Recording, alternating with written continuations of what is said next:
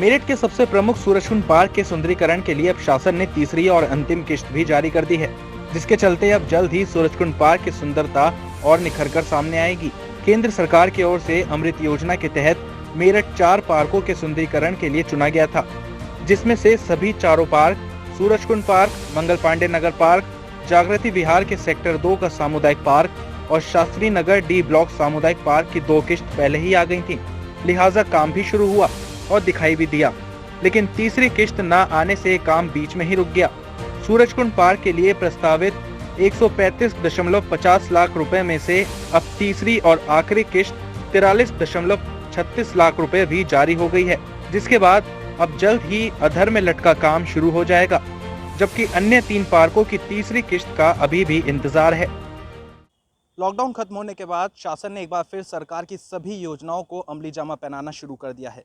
इसी के चलते अमृत योजना के तहत सूरजकुंड पार्क में भी जो तीसरी किश्त रह रही थी उसका भी सुनिश्चित हो गया है। शासन की तरफ से वो किश्त भी अब पास कर दी गई है।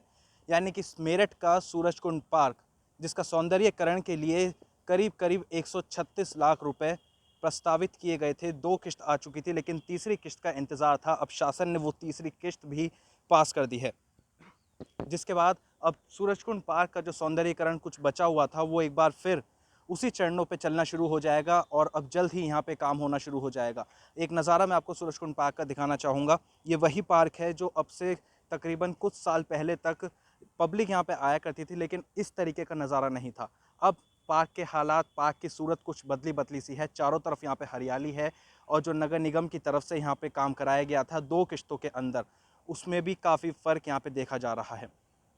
तीसरी किश्त तकरीबन 43 लाख की वो भी पास हो गई है, यानी कि अब 43 लाख से जो बाकी बचा हुआ यहाँ पे काम था वो भी जल्द ही पूरा कर दिया जाएगा। लेकिन गम की बात ये है कि कुछ जगह सूरजकुंड पार्क की ऐसी है जहाँ पर लोगों ने शायद कुछ इस तरीके की हरकत कर दी, सामान यहाँ पे तोड़ना शुरू कर दिया। कई ऐसी तस्वीरें हमें दिखाई दी जहाँ पे सूरजकुंड पार्क की जो सुंदरता थी उसको लोगों ने थोड़ा तबाह करने की कोशिश की।